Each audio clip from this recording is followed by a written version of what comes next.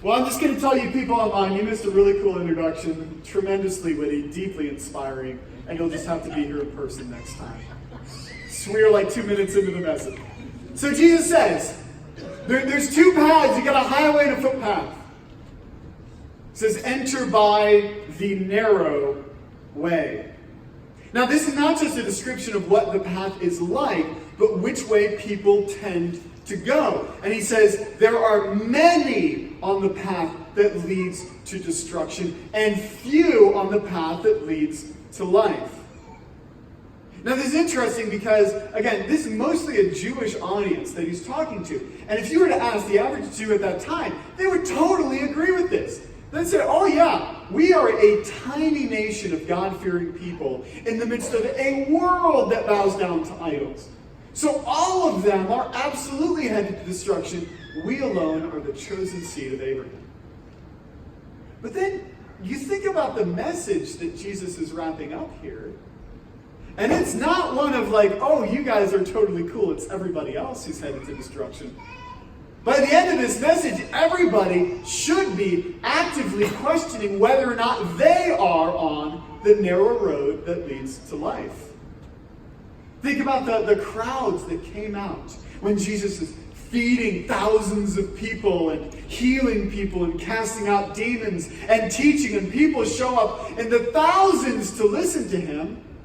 Fewer follow him. Even fewer stay with him when it gets difficult, so that at the end of Jesus' ministry, in the beginning of the book of Acts, the number of followers gathered in that upper room is not terribly greater than those in our church. Few find it, he said. This is the great tragedy of the Gospels. The opening of the book of John puts it this way. It talks about how the Word was with God in the beginning, and all things were created through him. John 1, 10, 11 says, he was in the world, and the world was made through him, yet the world did not know him. He came to his own, and his own people did not receive him. Think of all the hundreds of years of prophecies preparing the Jewish people for the arrival of their Messiah. He shows up, and for the most part, they miss it. And it's not just the Jewish people who reject Jesus who came to them. All of the rest of the people throughout history, the majority of the world has not received the gospel. And so we've really got to pause here for a moment and consider, if we truly believe this, what do we do with it? I mean, if we're going to actually say as Christians, yes, the majority of mankind will not be saved, how do we wrestle with that? And the first impulse that people run to is called universalism, which is to try and change the signs to basically heaven and also heaven. They say, well, everybody's going to be okay in the end. And in doing that, you're basically telling Jesus pretty directly, you're wrong. And I've seen people, try and do this because it is a difficult thing to consider. As they try and wrestle with the Scripture, is there some way that we can both hold to Scripture and allow for everyone to be in the good place in the end of all things? Because really, nobody wants other people to go to the bad place. Well, other than Packers fans. I'm gearing up for fantasy football season, I've got my team name picked out. Mine is the Order of Melchizedek Prescott. And Sarah's fantasy football team name, by the way, is Hot for Preacher. And then hers. But we all want everybody be good. And I've seen this argument made, and they reference, if you look at the end of the book of Revelation, it is this great universalist picture, and it just holds out hope for all people. And this is what it says. By its light, the glory of God, by its light will the nations walk, and the kings of the earth will bring their glory into it.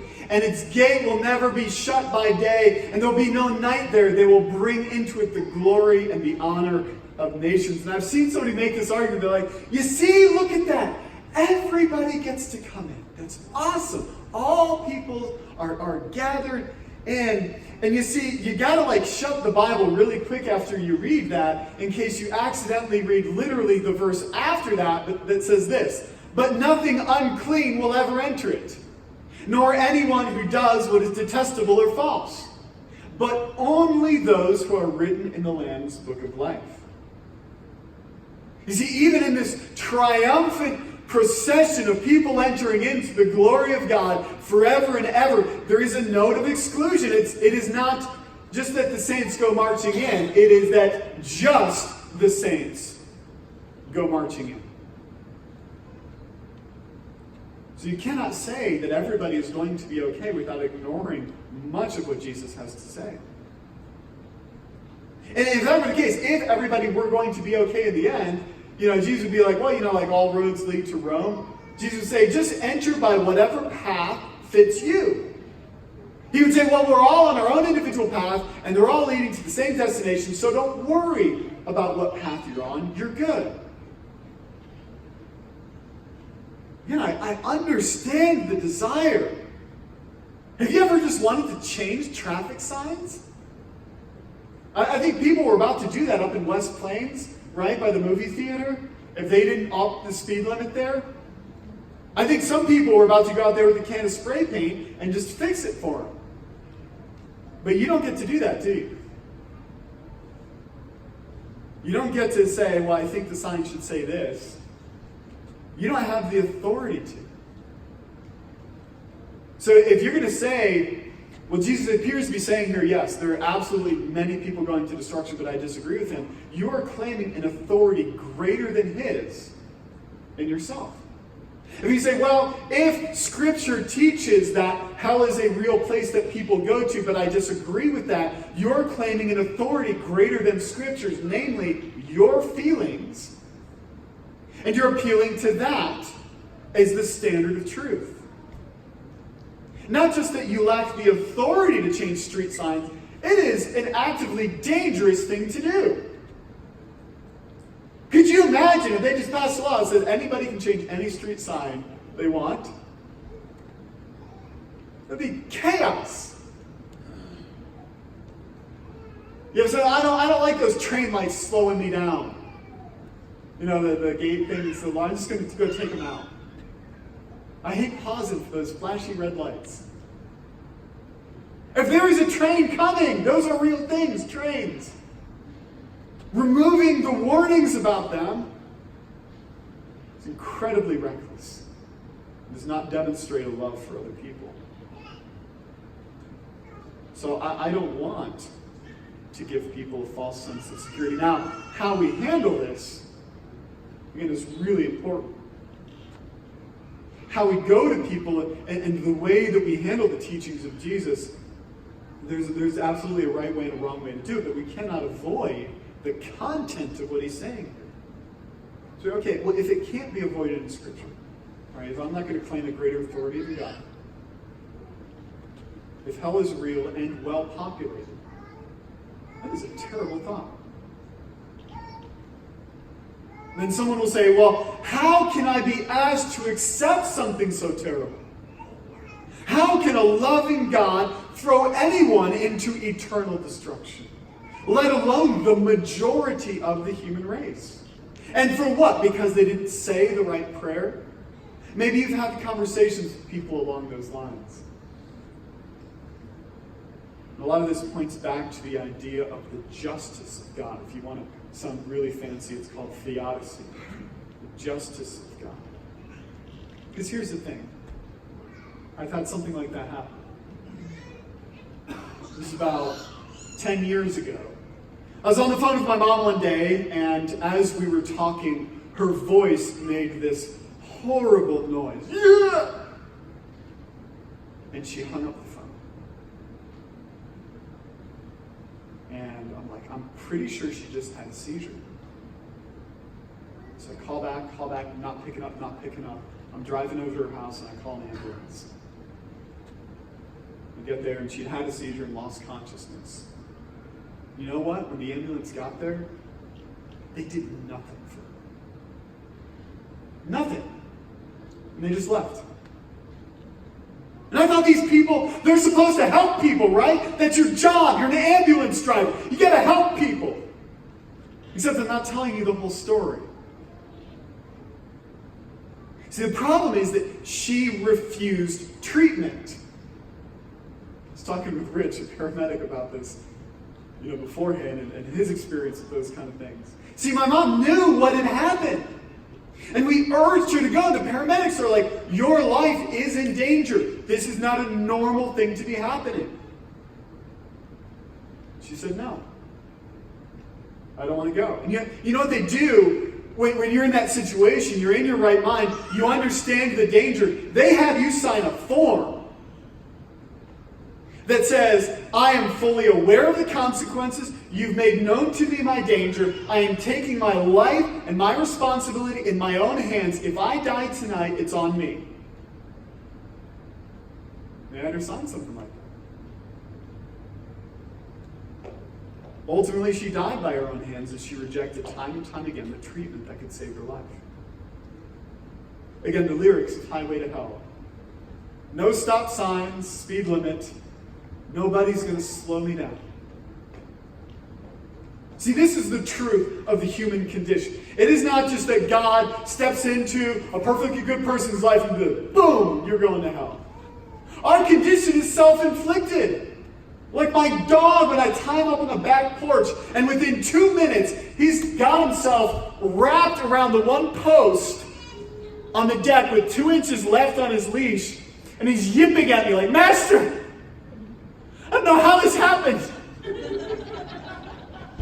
Help! He's looking at me like, I have no responsibility in this. You gave me a weird leash. Now, God could have chosen to remain aloof and dispassionate. Like sometimes I just look at the dog like, man, you're going to have to deal with it. You have to get yourself out of this problem. And in fact, paramedics, I was talking to another paramedic friend of mine in North Carolina, and they have, hurricanes come in. Sometimes they give people evacuation warnings like, look, it's going to be flooding. Get out of here. And then they hit a point where they just stop answering calls. Once the winds get above a certain level, their trucks can't stay upright on the roads. Once the floodwaters rise, they're like, look, we're not going to die because you want to drive your pickup truck into floodwaters. Yet God, in response to our rebellion, did exactly that. He became flesh. John 3:16. For God so loved the world that he gave his only Son, that whoever believes in him should not perish, but have eternal life. For God did not send his Son into the world to condemn the world, but in order that the world might be saved through him. Understand that God owed us nothing. But because he's loving, he made it possible for us to be saved. In dying, Jesus took the consequences and the penalty and the punishment of our sin and death in himself. And our rescue as a result is free. It is free, but it is not forced. The next verse is this. Whoever believes in him is not condemned. But whoever does not believe is condemned already, because he has not believed in the name of the only Son of God. Every person who ends up in hell will be there not just because they rebelled against God and sinned against him, but because in addition to that, they refused the only thing that could save them.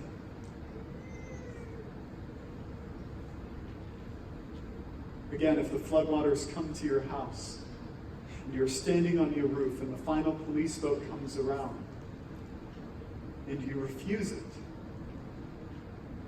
they are not chucking you into the floodwaters. You have chosen to go there yourself. John 3:19, and this is the judgment. The light has come into the world, and people loved the darkness rather than the light, because their works were evil. Can any of you agree with me today that before Jesus, you loved your sin? I loved it. I couldn't fathom giving it up. Again, that song, the celebration. I'm on a highway, and he's not singing like, oh, it's not in a minor key. Right? That song, Musicians, Highway to Hell is not in. It is a celebration. I am going there. I am living free. I'm doing everything that I want to be doing. So we choose our darkness instead of the light. And I've had this happen, sadly, multiple times. Actually, here recently, where somebody will call up the Minister Alliance, and they're in a desperate condition, and they're living, and they're homeless, and they're living, out under the stars, and they've got pets. I'm like, well, there's a homeless shelter in West Plains, but they don't allow cats. You got to make a choice. I understand your love for those animals. I personally think cats are demonic, but you got to make a choice. You say, well, okay. So if God is just, and if we choose the path that we put ourselves on, even then, even if I accept, okay, and I embrace the justice of God, even His wrath and mercy and all of that, I have an understanding of that, that is still not an easy thing to think about. Remember, though, that Jesus says this will be difficult. He says, enter by the narrow gate, for the gate is wide and the way is easy that leads to destruction. Those who enter by it are many. For the gate is narrow and the way is hard that leads to life, and those who find it are few. Jesus wants to prepare the people listening to him that the righteous life is going to be difficult. Consider what this meant for the disciples who did follow Jesus, the few who remained with him. I mean, in the short term, they left their jobs, their families, to be homeless for a few years. In the long term, they lost everything, their own lives. And as they were doing this, other than like that brief moment, like, Jesus comes into Jerusalem, right? Everybody's singing, blessed is he who comes in the name of the Lord. They had like a fleeting moment of cultural acceptance. And then decades of getting beat up in every city they went to. I mean, it was a few hundred years before Christianity was even like technically legal to practice in the Roman Empire. So this is going to be difficult. You're going to be in the minority.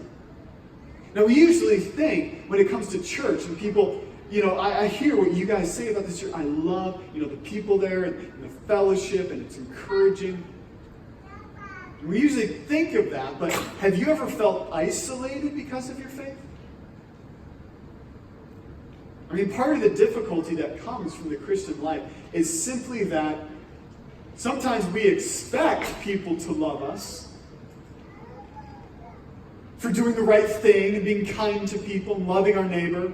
And what we find is the opposite. We find opposition. We find exclusion. We find that we are the odd ones out. It's like being on keto during the holidays. It's like growing up as a Dallas fan in Northern Virginia. It's like being the only clean-shaven guy on the worship team. Right? There's this pressure to conform. I tried last week. It just doesn't come in thick enough, and Sarah kissed me like once, and that was it. Couldn't do it. This is pressure to conform to the world around us, because we should be so different, so painfully weird. Now, I got that down by nature. I don't have to try. But Peter writes to the church, and he tells them this: Beloved, I urge you, as sojourners and exiles, listen to this language, to abstain from the passions of the flesh, wage war against your soul. Keep your conduct among the Gentiles honorable, so that when they speak against you as evildoers, they may see your good deeds and glorify God in the day of visitation. Pick up on the language he's using with them. Exile.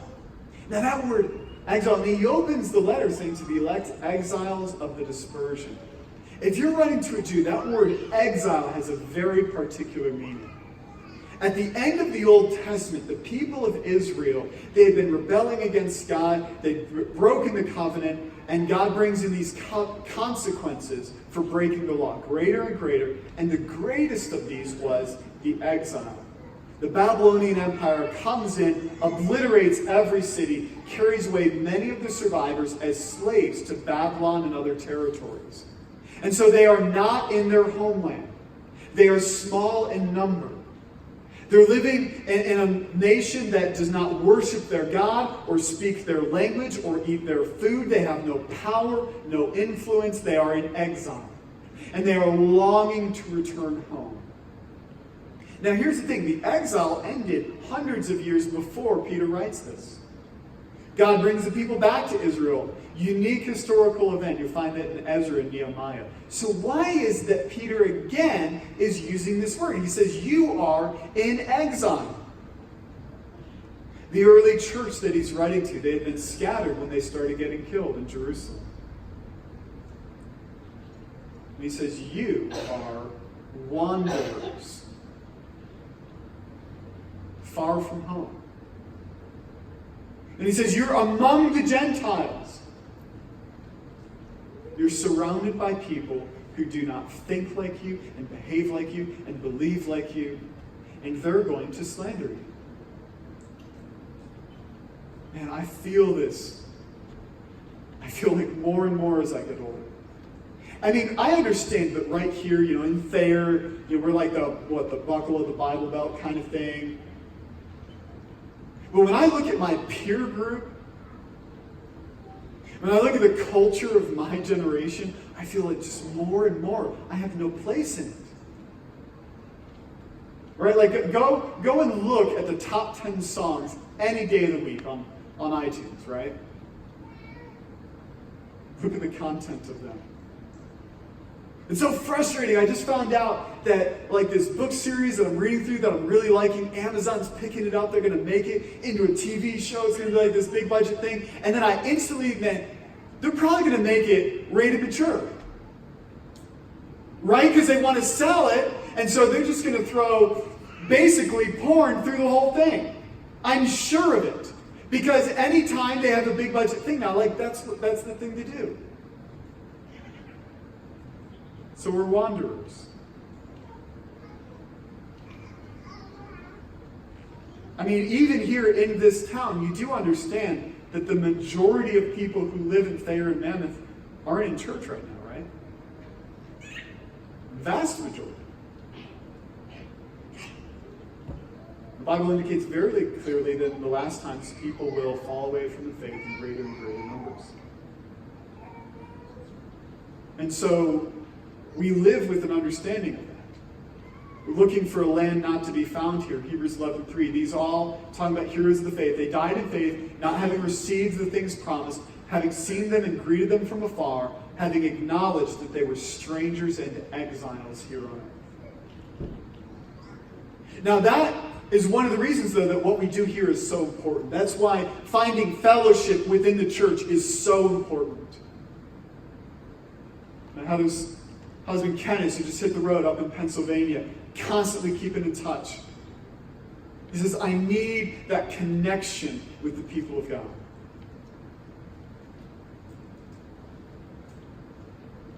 The last thing that it leads us to, it can cause us to question God, understand that we're going to live as exiles. Finally, it should lead us to have an intense, burning passion for evangelism. I've always had kind of an issue with Noah's Ark. The way we handle it. If you want an indication of how uncomfortable we find this concept, go look at any children's book about Noah's Ark. Right? The church I came here from, they had a daycare. They called it Noah's Ark. What a horrible story. As far as the way it's presented is a happy trip to I have a book, read to my kids, right? God told Noah there'll be a great flood, so build a big boat and get out of the mud. It's presented to kids like it's a fun trip to the zoo. I'd like to just tweak that a little bit, Countless dead bodies float on the waves of all human nations. Only 8 are saved.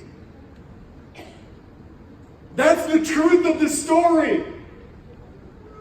We just erase the dead bodies in the water. Somebody I went to Bible college with said, growing up, she said, man, my parents had a painting of Noah's Ark. And it always unsettled me because they included the faces of the people who were outside the ark when the gates were shut. She said it never sat well with me. So, again, sometimes our temptation is to say, oh man, we're safe. Here in the church, we're all safe. Let's make it comfortable. We're going to be here a while. We're safe. I'm so glad we made it. Do you guys hear something? On the outside of the boat?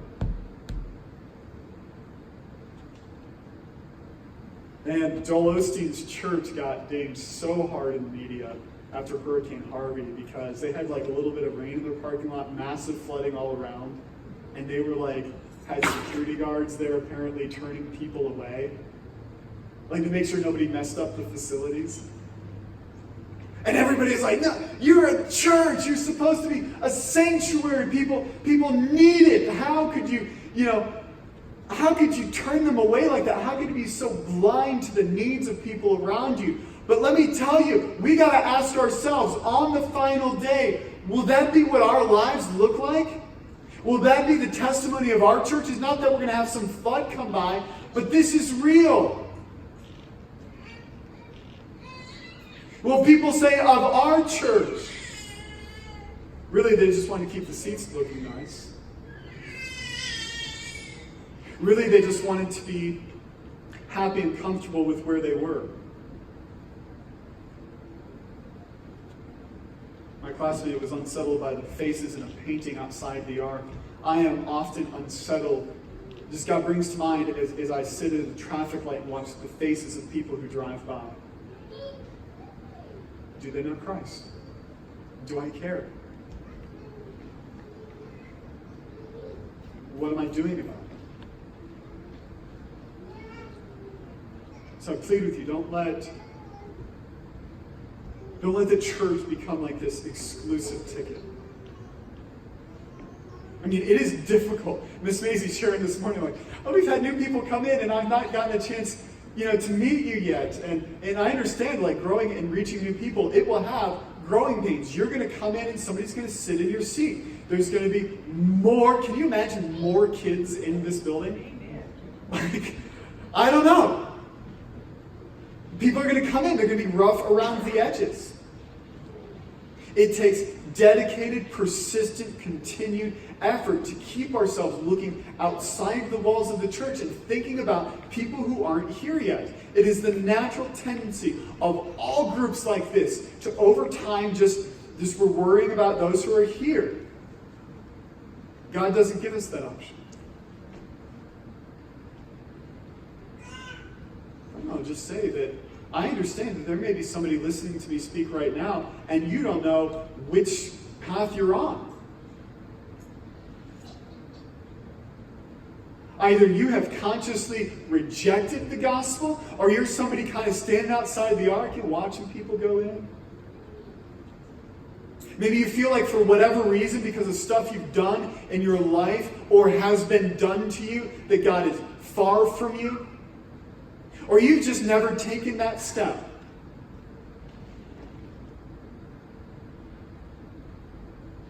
I'm not trying to sell you a program.